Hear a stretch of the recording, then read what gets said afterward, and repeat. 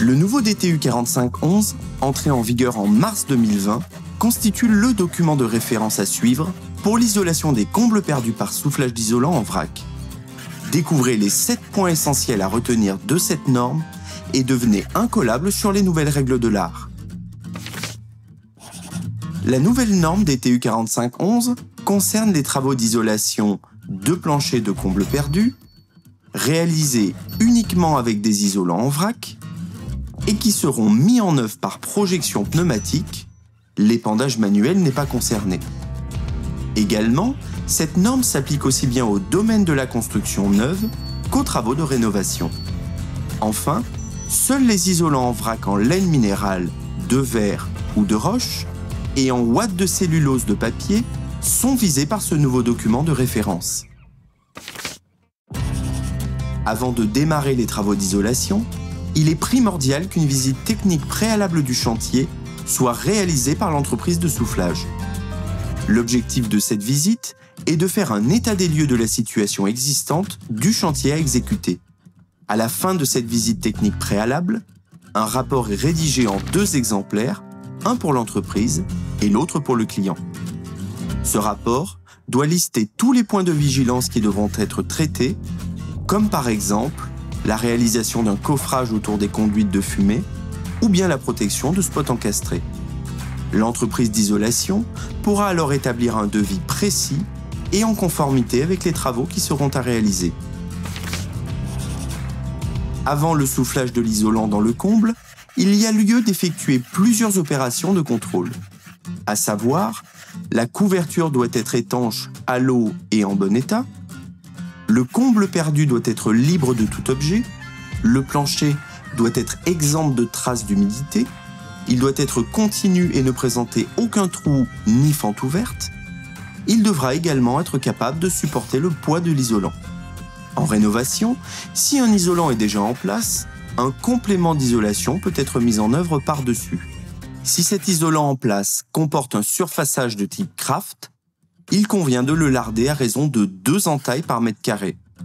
Si cet isolant en place n'est pas en contact continu avec le support, il devra au préalable être repositionné. Knauf Insulation recommande néanmoins de déposer l'isolation existante pour une meilleure performance thermique du comble perdu à isoler. Pour bien préparer le comble avant de mettre en œuvre l'isolation, il faut installer des déflecteurs en bas de charpente. Ces déflecteurs constituent un arrêtoir rigide pour l'isolant et permettent ainsi de ventiler le comble perdu.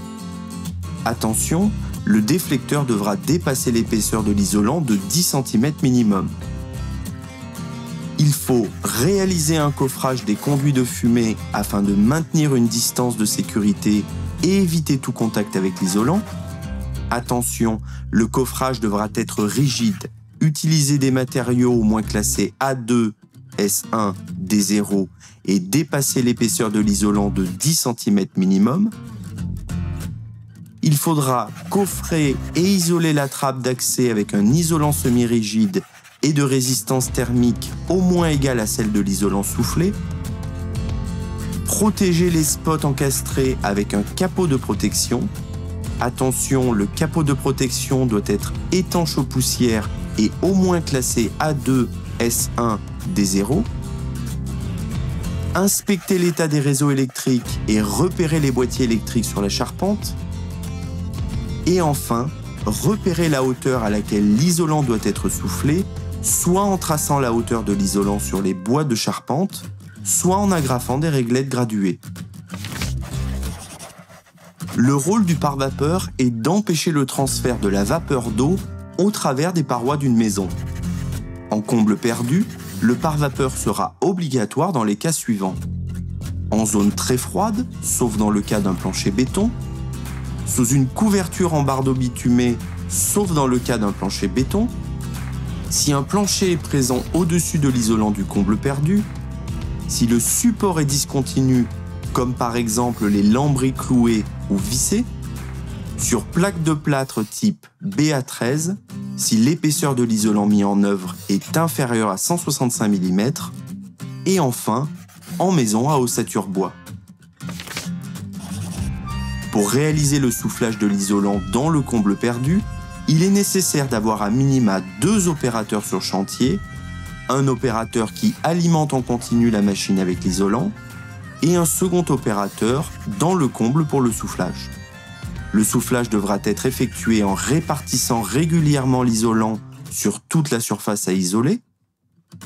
Il est nécessaire de toujours commencer par les parties les plus éloignées du point d'accès, tout en se dirigeant progressivement vers la sortie. En fin de chantier, dès que le comble perdu sera totalement isolé, l'opérateur ayant réalisé les travaux d'isolation devra effectuer toute une série de contrôles de fin de chantier. Ces contrôles seront recensés dans une fiche appelée fiche de fin de chantier. Elle sera réalisée en 3 exemplaires.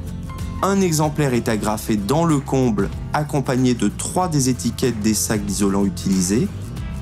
Un exemplaire est conservé par l'entreprise ayant réalisé l'isolation et un exemplaire est adressé au maître d'ouvrage. Enfin, une étiquette signalétique doit être appliquée par l'entreprise d'isolation sur chaque tableau électrique ou à proximité, à destination des futurs corps de métier intervenant dans le bâtiment où a été appliqué l'isolant. Pour plus d'informations sur cette nouvelle norme DTU, téléchargez gratuitement notre guide dédié au DTU 4511 sur www.knofinsulation.fr.